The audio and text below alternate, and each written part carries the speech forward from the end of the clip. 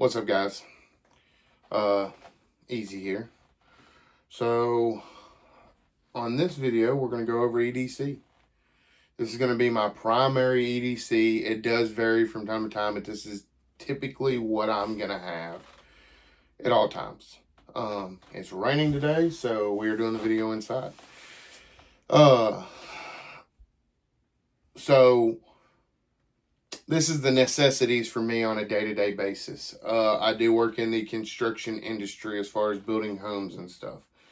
So I try to keep it as minimal as possible just because of weight, stuff like that. And my EDC is still pretty heavy, so I try to minimize it as I can. So with that being said, we'll get into it. So this is it. This is what I carry. We will go over everything that I carry. All right, so the first thing, which everybody carries, I carry two of these. These are the iPhone 15. One for work, one personal. That's going to be my carry as far as phone. The next thing is keys. Work keys, truck keys, everything I need in a day. I always run some form of clip. This is just a Home Depot clip. Don't know the brand, don't care. It's beat to shit. It's time to get a new one. It's made it about a year, so it's did its job for like 10 bucks, whatever it costs. Next is gonna be a flashlight. As we've talked about before, Streamlight. That's what I use. Typically don't have to use this light, but this is just in case I need one in a pinch. I carry it on me every day. This light has made it. I got this thing probably in 2012, 2013, something like that. I mean, it has been a good light. And it has served its purpose to the fullest. You know, if it went out tomorrow, whatever, but I've never had an issue out of it in however many years. So this is what I carry as far as that. Next is going to be a watch. Now, my watches vary, but this isn't a Rolex or any super high dollar. It's a Fossil watch. I like their watches. This is going to be my primary watch that I wear just because it's a little heavier duty. And I mean, it's gotten its wear out of it, but I do swap to other watches. But being in the construction industry, this is primarily the one I carry just because I want something a little more durable. So the next is gonna be my earbuds. Now I'm gonna end up switching. These are just, you know, earbuds or whatever. I'm gonna end up switching these out for something different. I probably won't go back with Apple. I think I'm gonna switch out to something that more of the outside of the ear, just because I do get ear fatigue.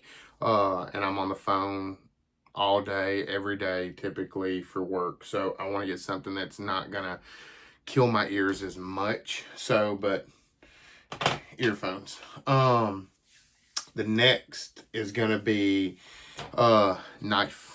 So this is a zero tolerance. I think it's a 350 TS. My knives vary, but this is primarily gonna be my everyday knife. Now I carry in all my vehicles, my work truck, my regular truck, my car, I keep a razor knife.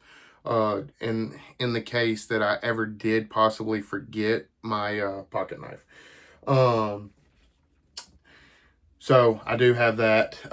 But with knives, I do believe in going with a higher quality knife. Yes, you're going to spend a little money. I don't expect anybody to spend what I spend on knives. I think this knife originally when I bought it was like 250 bucks. I think you can get them now for around 180-ish, something like that, about 180 bucks. I believe in investing in knives, cry once, or buy once, cry once. I believe in spending a little bit of money in your knives. I use my knives for everything from cutting cardboard to if I need to cut wire, in any scenario, self-defense situation, whatever. I don't want to have to worry about my knife causing me a problem in the case that I need it. So I spend a little bit of money on my knives. I don't expect anybody to spend $200, $300, $400 on a knife. But definitely spend a little bit of money on a knife, 100, 150 bucks on a knife.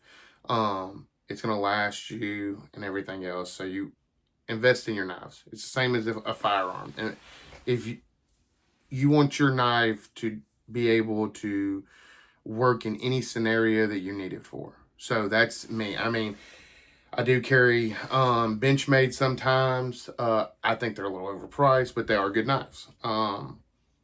But I do have quite a, like, for example, actually I got one right here. This one, I've had it for about 2 years. I've beat the shit out of this knife. I've only had to sharpen it a few times. Probably needs to be sharpened right now, but I carry this from time to time, not as much anymore. I got this zero tolerance and I love it. Seems a little more, I like this knife and bought this knife because it seemed really durable. I've never had a problem out of this knife. I don't even think I've ever had to tighten this knife up. It's still super tight.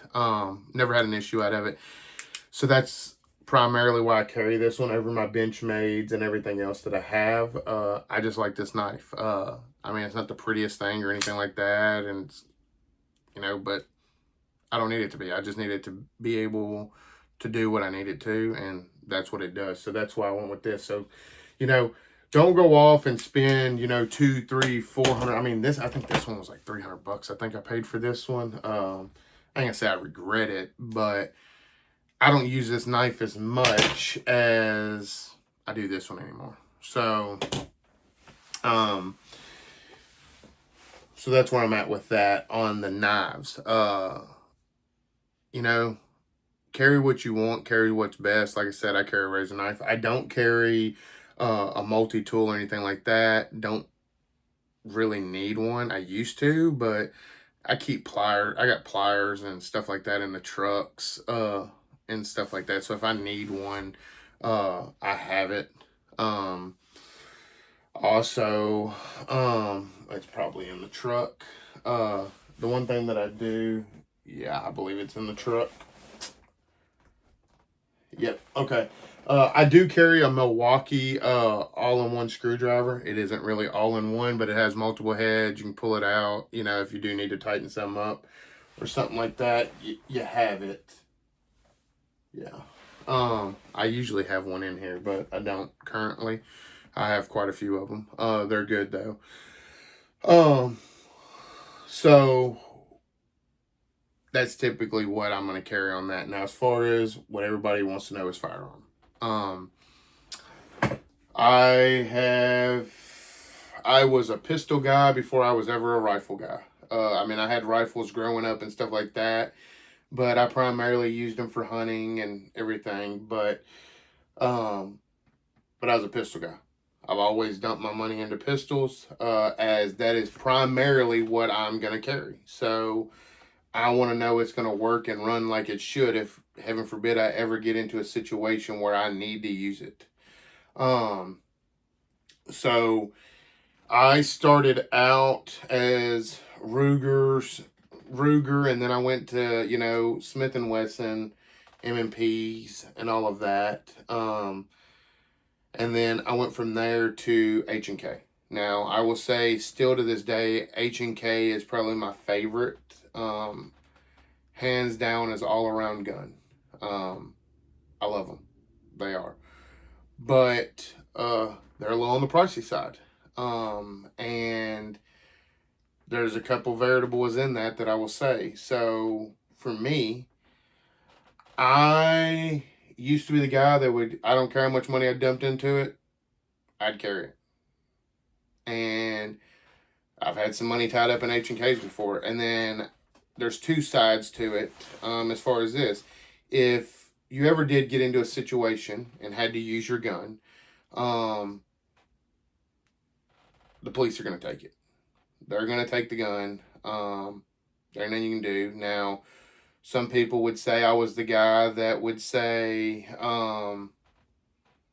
yeah, man, I really don't give a shit if they take my gun. If I'm alive, that's the only thing I'm worried about. Now, I know I'm going to get the gun back. Maybe I don't, though. You know, there are some sketchy situations where your stuff gets, lost, and some cop ends up with a nice brand new gun or something like that. I've heard stories of that. But, so I was that guy. I didn't care. And then I got into a little bit of,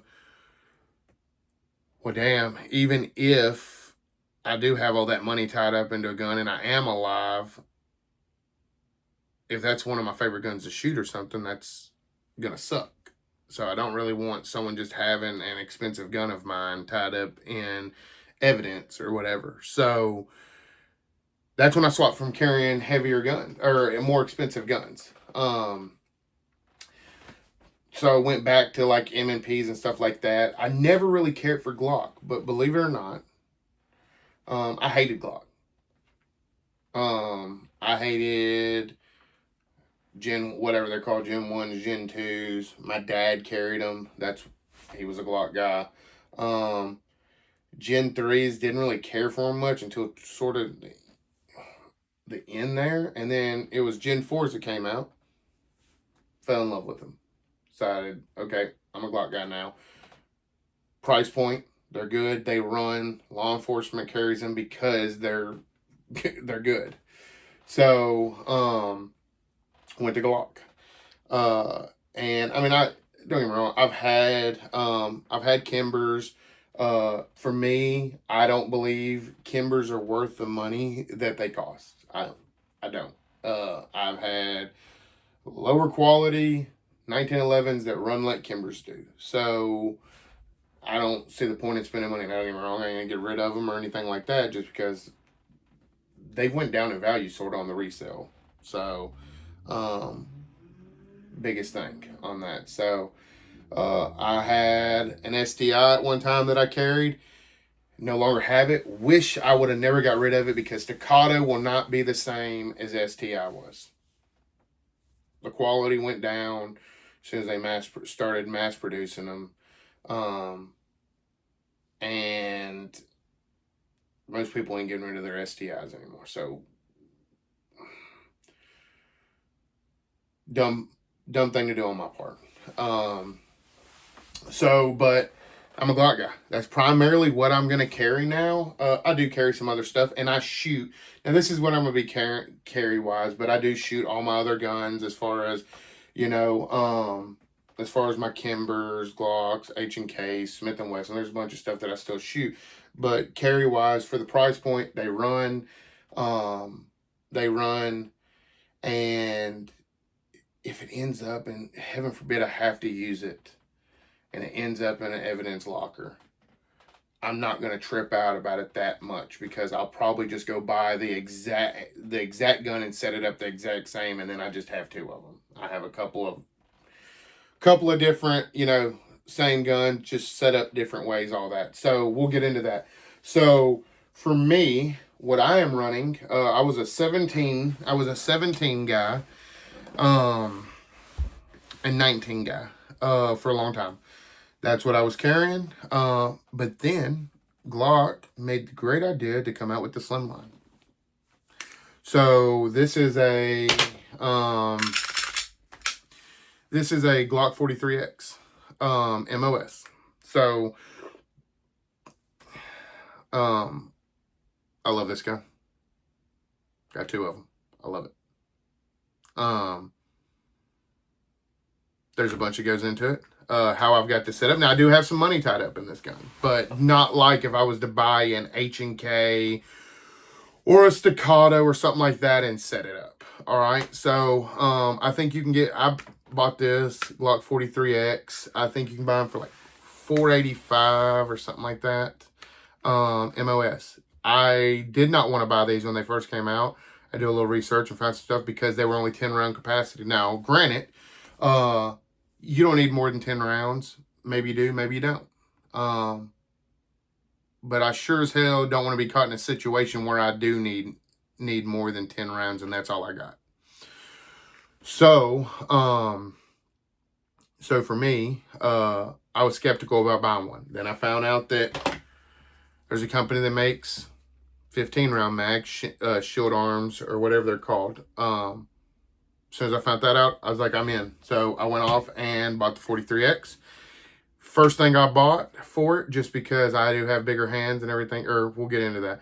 So first things I bought, I went to Shield Arms. I went off and bought some 15 round mags. I went ahead and bought the upgraded metal mag release. Went ahead and bought that. Just because I had watched some stuff where these metal mags will go off and wear these out. So I went ahead and bought that. And then I also bought flared magwell. Flared magwell is not technically necessary, but I have bigger hands, so it just felt better with one. My buddy had one on his, grabbed it, said, okay, feels better. I'm going to go ahead and get one. We also went off and stuck a Streamlight on there. This is the 7X sub. It is very bright. It works for what I need it for. It also looks good on this preferred pistol. Now, I know in my first video, going over the lever gun, I talked about Streamlight and Surefire. I do tend to lean more towards Surefire with pistols. But I still think they're overpriced. So, but I do like the way they look on my pistols. And it's typically a whole lot easier finding holsters and stuff if you go to buy secondhand that accept the Surefire light, just because everybody goes with that on their Glocks and stuff like that. So, but I will say that I see a lot of Surefire's pistol lights up for sale more, so it's easier to get my hands on them. I will not buy a brand new Surefire light for a pistol. I'll buy it secondhand. I come across them all the time for lower prices. We also went with the Suppressor High Rise Trijicon. I think these are Trijicon. These may or may not be, but I believe these are the Trijicon ones. I gave like $100 and something for them. So, but I always stick these on all my pistols, as far as at least all my carry pistols. And I do have pistols that I keep in the truck as backups in case I may forget my pistol at home or whatever else, that are just plain Jane, non-MOS, nothing done to them. They're literally just there in case of a shitty situation. So, but I run these for co-witnessing with dots. Now, we're going to go over this. This optic is a RFX 11. I typically am a Holosun guy. I do have a couple RMRs. I do have some aim point, or some acro stuff and all of that. But I lean towards Holosun. A buddy of mine got this dot and was like, dude, I know you're a Holosun guy as far as your pistols. Check out this dot. I think these are originally like $199, but I think I gave like $179 for them, or for it. And I was like, I'll try it out. I'll see what it's about. So I bought one and stuck it on here. This originally had a 407K on it. But I've been running this one here lately.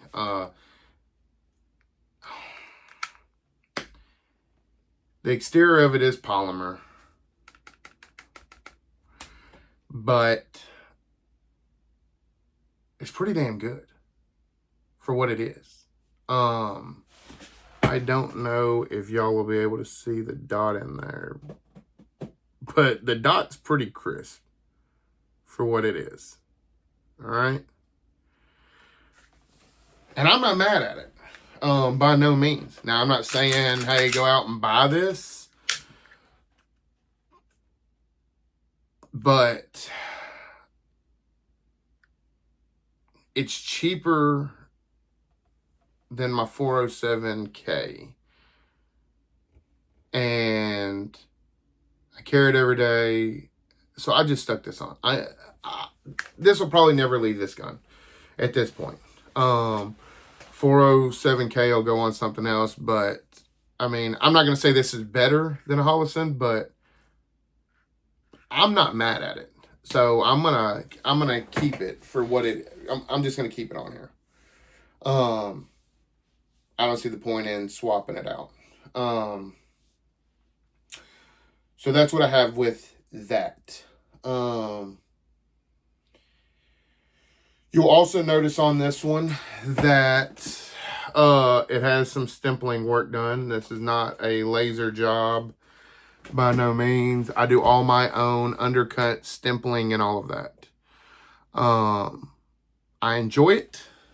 It's a therapy, hence the name of the channel. I enjoy building stuff and everything else. And one of my favorite things to do, I don't do it for everybody, but if someone wants some framework that's close to me and I don't have nothing to work on and I'm in a stressed out mood, I'll tell them to bring it on. But I do a border on all my stuff. I do my own undercuts. I strictly go off of, when I do one, and this goes for anybody, is my fingers.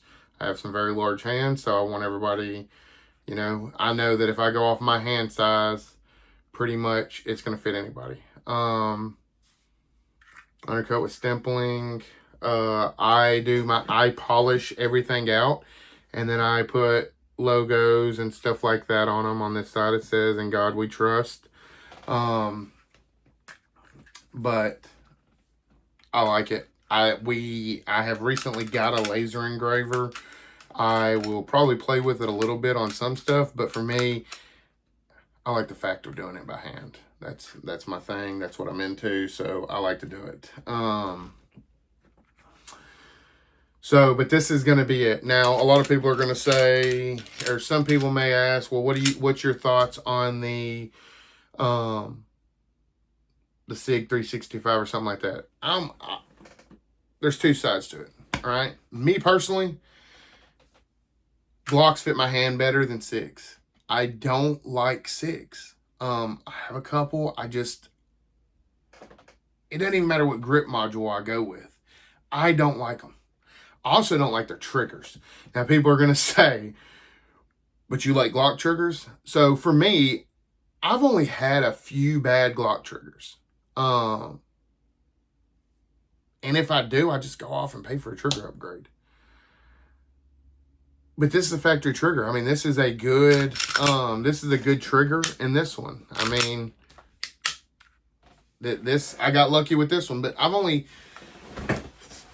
man, I've definitely bought, we'll say this. I have bought over 100 Glocks in my lifetime. And out of 100, I've probably had 20 bad triggers that were just what people talk about. Junk ass triggers.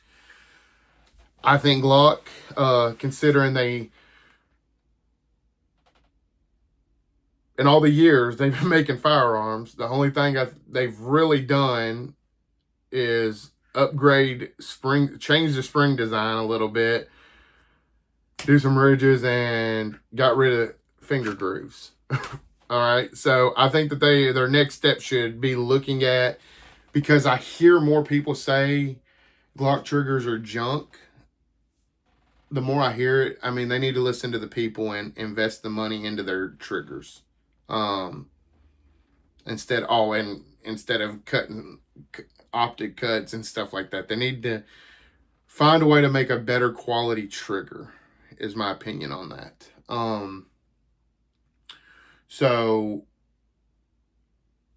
But back to the thing with SIG, I don't like SIG's triggers. I don't like their frames. Do I think for what SIG's putting out looks wise, they're good looking guns. But they're just not my jam. The Glocks are. That's why I go with the Glocks. I'm not going to bash SIG. They're just not... For the extra money you have to spend on a 365 compared to a Glock, I think they should be better quality. So I will bash them on that point because I don't give a shit. I think that they focus too much on the aesthetics, just like Glock doesn't really focus so much on their aesthetics, but they need to focus more on their internals because the guns look the exact same as they did 30 years ago. So that's my opinion on it. So I think SIG should stop worrying about doing comps and everything else. I think they should invest in their triggers too. Because me personally, Glock and SIG, as far as your mainstream brands, have two of the shittiest triggers. At least what people say. For me, SIG triggers are 100% dog shit. I don't like them. I think they fucking suck. But people say that about Glock. Like I said, I've bought over 100 Glocks, but we'll just say 100. Out of 100 Glocks, I've had maybe 20 bad. So we're sitting at 80% right now compared to SIG with their triggers. They're sitting at 0 with me. So that's my opinion on it. I think that there are better options out there. But for me, the Glock platform just works for me. They're not super expensive. I think I'm in that gun around $1,100. If it gets confiscated, it's not going to be as detrimental as some of my other firearms that, I'm sitting at 15, 2,000, stuff like that. So that's primarily what I carry. I will carry a revolver from time to time. It just all depends. But that's my everyday carry. As far as what I'm carrying every day, it's light, it works, it's not as noticeable if I'm dealing with customers or something like that. So it just works. So that's my EDC of everything that I carry. Now, I don't know what everybody else carries, but leave it in the comments. Tell me what your EDC looks like. What you think that I might need to add. And I don't have my wallet in here. My wallet is just a cheap knockoff Ridge wallet. That's what it is. It's a knockoff Ridge wallet. I would buy a Ridge wallet if they would do what this wallet offers. This is pretty much a Ridge wallet, but it has a piece of clear glass screwed to the front of it so I can put my handgun permit or ID in it. I like that just for the simple fact of if I go to the store and need to get a can of dip or anything like that, I can go off and show them my ID without having to whip it all out and everything else. So if Ridge Wallet would do that, or whatever their company, Ridge, if they would do that, then I would go off and be more interested in buying one of their wallets because they are pretty durable. But I've had that wallet for a year and it is done great. Give me a minute, we'll go off and actually grab it. All right, so we'll just cover up my stuff. But yeah, this is pretty much how it is. I like the fact that it's got a clear case and I can go off and like that. But it's pretty much just a Ridge wallet, just a knockoff. So I also think Ridge Wallets charges a lot of money for their wallets. I've had this thing, I think going on 2 years now. I mean, it still holds up good. So this is what I like.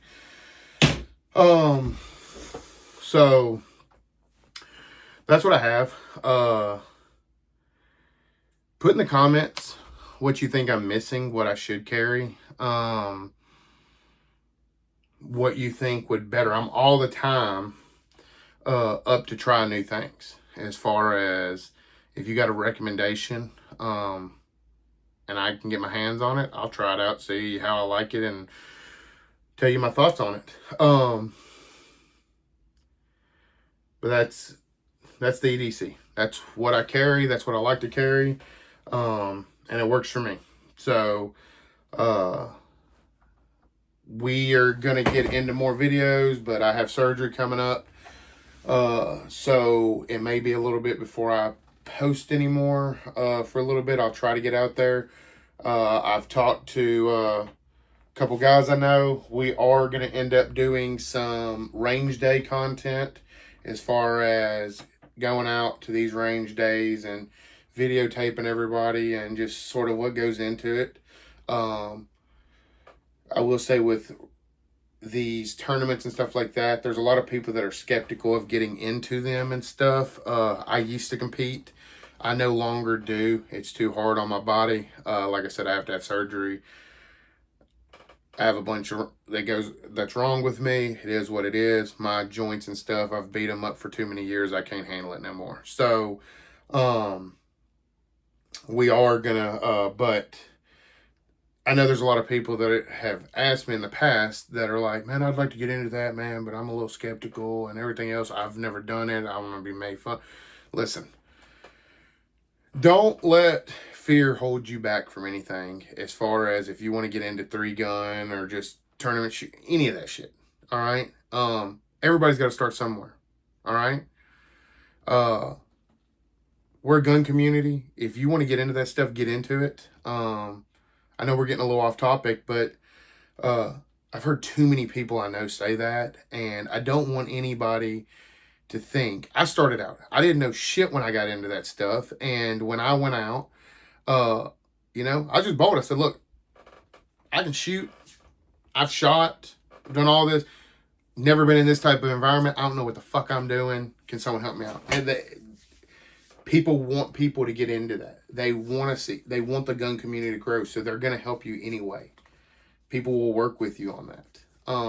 So don't let that hold you back. But we're going to do some range day videos like that as far as people doing 3-gun tournaments and stuff like that. There's one next week, I believe, that if I'm able to go video it after my surgery, then I will. But if not, there'll be more that we can do. My gunsmith that I mentioned, Blackside Gunworks, he is the one that throws a lot of these. So I talked to him about it. He said, absolutely come out, videotape them, everything else. So that's what we're going to do. We're going to get into some gun show stuff. I'm going to get some different camera equipment as far as GoPros and stuff to be able to go around and do some gun show content and all of that. Let's see what's else. I believe that's it. I know I'm starting out, haven't got a lot of likes, shares, comments, subscriptions. Gotten a couple, but not a lot. I hope to gain more. So if you like this video, give it a like. If you thought this was some badass content or useful content or whatever, pretty boring in my opinion. This EDC shit, I mean, this is a boring ass video, I'll be honest with you. If you don't like it, I understand. It is what it is. I'm just trying to shoot the shit and make some content to hopefully put out there and help somebody. So, that's where we're at with that. If you like this type of content, you like the content I've put out. It's only 2 videos, but we're getting there. We're going to put out some more. But if you like that, subscribe. Share it with somebody. Comment. I love the comments. So I want to know what I'm doing wrong, what I can do better. Don't get me wrong. It's your opinion. I don't give a shit. But if you think I'm doing something wrong, I might think you're doing something wrong. It's everybody's opinion. But if you have some useful information, if you get on here and say, hey, you're fucking stupid, and Glock's dog shit and everything else, I can give a shit less what your opinion is on that. But if you come on respectful and say, hey man, I think you should try this out, I think you'll like it, this is something that I have, everything, I'll listen to you. But if you're gonna be an asshole, no, I won't. Because I don't give a shit. I'm an asshole, and 2 assholes can't get along. I understand that. But I'm gonna do my thing, and if you're respectful about it, I'll listen to anybody's opinion. And go from there.